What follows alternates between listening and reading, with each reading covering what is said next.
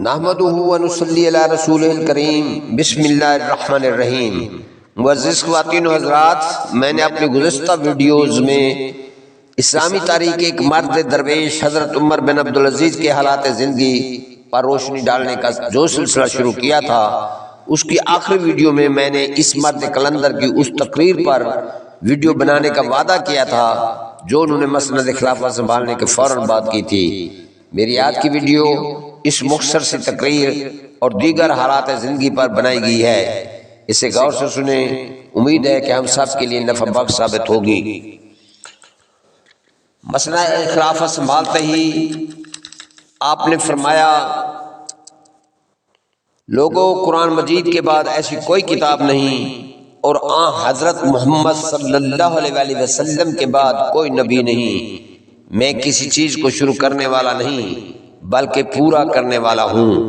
میں کسی حال میں تم سے بہتر نہیں ہوں، البتہ میرا بوجھ بہت زیادہ ہے۔ جو شخص ظالم بادشاہ سے بھاگ جائے وہ ظالم نہیں ہو سکتا۔ یاد رکھو کہ احکام الہی کے خلاف کسی مخلوق کی اطاعت جائز نہیں ہے۔ جب آپ سلیمان بن عبد الملک کے کفن دفن سے فارغ ہو کر واپس آ رہے تھے تو آپ کے غلام نے کہا کہ آپ بہت ہی غمگین نظر آتے ہیں۔ آپ نے اس کو جواب دیا کہ آج اس دنیا میں اگر کوئی شخص غمگین ہونے کے قابل ہے تو وہ میں ہوں۔ مجھ پر یہ بوجھ کیا کم ہے کہ میں چاہتا ہوں کہ قبل اس کے کہ میرا نامہ اعمال لکھا جائے اور مجھ سے جواب طلب ہو، میں حقدار کو اس کا حق پہنچا دوں۔ آپ جب اپنے گھر میں بیعت خلافت اور سلیمان کے دفن سے فارغ ہو کر داخل ہوئے تو آپ کی داڑھی آنسوں سے بھیگی ہوئی تھی۔ آپ کی بیوی نے گھبرا کر پوچھا کہ کیوں، خیریت ہے؟ آپ نے فرمایا کہ خیریت کہاں ہے، میری گردن میں امت محمدی کا بوجھ ڈال دیا گیا ہے۔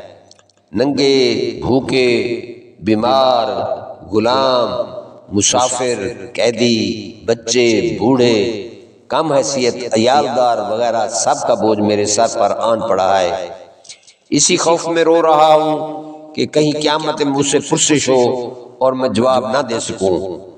خلیفہ ہونے کے بعد آپ نے اپنی بیوی فاطمہ بنت عبد الملک سے کہا کہ تم اپنے تمام زیورات بیت المال میں داخل کر دو ورنہ میں تم سے جدائی اختیار کر لوں گا، کیونکہ مجھ کو یہ کس طرح گوارا نہیں کہ تم اور تمہارے زیورات اور میں ایک گھر میں ہوں۔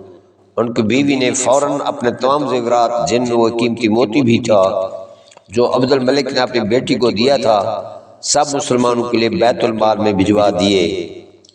عمر بن عبدالعزیز کی وفات کے بعد جب یزید بن عبد الملک خلیفہ ہوا تو اس نے فاطمہ بنت عبد الملک سے کہا کہ آپ چاہیں تو اپنے زیورات بیت المال سے واپس لے لیں۔ فاطمہ نے جواب دیا کہ جس چیز کو میں نے اپنی خوشی سے بیت المال میں داخل کر دیا تھا اب عمر بن عبدالعزیز کے بعد اس کو کیسے واپس لے سکتی ہوں۔ عبدالعزیز بن ولید سلیمان کی وفات کے وقت موجود نہ تھا، نہ اس کو عمر بن عبدالعزیز کی بیعت کا حال معلوم تھا۔ سلیمان کی وفات کا حال سن کر اس نے خلافت کا دعویٰ کیا اور فوج لے کر دمشق کی جانب آیا۔ جب دمشق کے قریب پہنچا اور عمر بن عبدالعزیز کی خلافت کا حال سنا تو بلا توقف ان کی خدمت میں حاضر ہو کر بیعت کی اور کہا کہ آپ کے ہاتھ پر بیعت ہونے کا حال مجھ کو معلوم نہیں تھا۔ عمر بن عبدالعزیز نے کہا کہ اگر تم خلافت اور حکومت کے لیے مستعد ہوتے تو میں ہرگز تمہارا مقابلہ نہ کرتا اور لڑائی کے پاس نہ جاتا بلکہ اپنے گھر بیٹھ جاتا۔ عبدالعزیز بن ولید نے کہا واللہ میں آپ کے سوا کسی دوسرے کو مستحق خلافت نہیں سمجھتا۔ حضرت عمر بن عبدالعزیز نے تخت خلافت پر متمکن ہوتے ہی حکم جاری کیا کہ حضرت علی رضی اللہ تعالیٰ عنہ کی شان میں کوئی شخص ناشدنی الفاظ ہرگز استعمال نہ کرے۔ اب تک بنو امیہ میں عام طور پر رواج تھا کہ وہ حضرت علی رضی اللہ تعالیٰ عنہ کو برا کہتے اور جمعہ کے خطبہ میں بھی ان پر لعن طعن سے دریغ نہ کرتے۔ حجاج بن یوسف ثقفی کو آپ ظالم سمجھتے تھے، اس لیے سلیمان کے زمانے میں اس کے عاموں اور متوسلوں کو جو حجاز کے نقش قدم چلتے تھے آپ نے معزول کرا دیا۔ یزید بن محلب گورنر خراسان کو آپ برا جانتے تھے، مگر یہ آپ کو معلوم تھا کہ یزید بن محلب نے جرجان کے علاقے کا جزیہ وصول کر کے بیت المال میں نہیں بھجوایا ہے۔ چنانچہ آپ نے یزید بن مہلب کو طلب کیا، اس نے حاضر دربار ہو کر مذکورہ رقم کے داخل کرنے میں عذر و انکار اور ہیلے حوالوں سے کام لیا۔ آپ نے کہا کہ یہ مسلمانوں کا مال ہے، میں اس کو معاف کیسے کر سکتا ہوں؟ چنانچہ یزید بن مہلب کو آپ نے معزول کر کے قلعہ حلب میں قید کر دیا اور اس کی جگہ جراح بن عبداللہ حکمی کو خراسان کی گورنری پر بھیج دیا۔ مسلمہ بن عبد الملک اور اس کے لشکریوں کو جو رومیوں کے مقابلے اور قسطنطنیہ کے محاصرے میں مسلسل مصروف رہنے کے سبب شکستہ حال ہو رہے تھے، آپ نے واپس بلوا لیا۔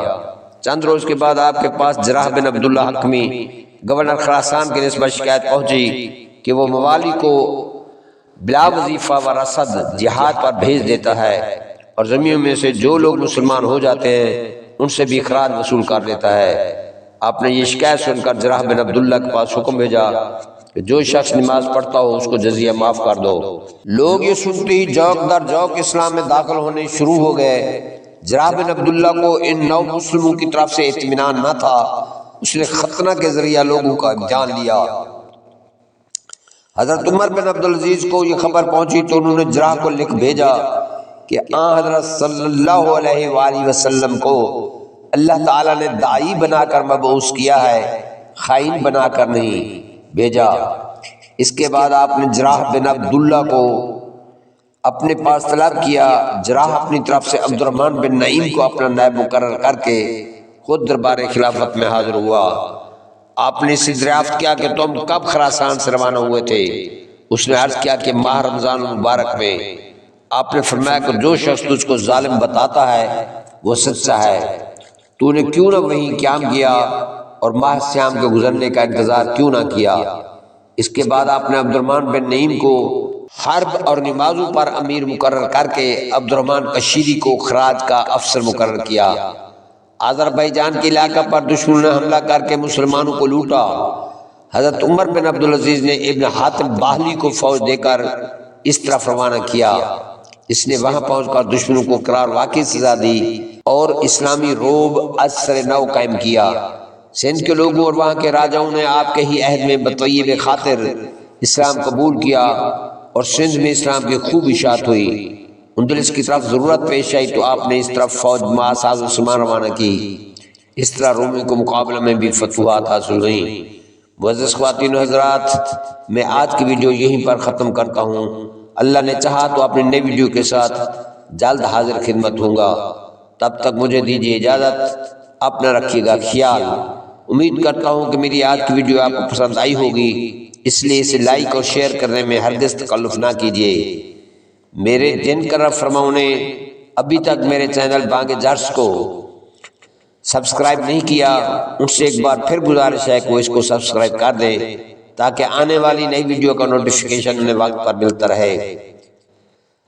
اللہ ہم سب کا حامی و ناصر ہو۔ شکوہ ظلمت شب سے تو کہیں بہتر تھا، شکوہ ظلمت شب سے تو کہیں بہتر تھا، اپنے حصے کی کوئی شمع جلاتے جاتے۔ والسلام۔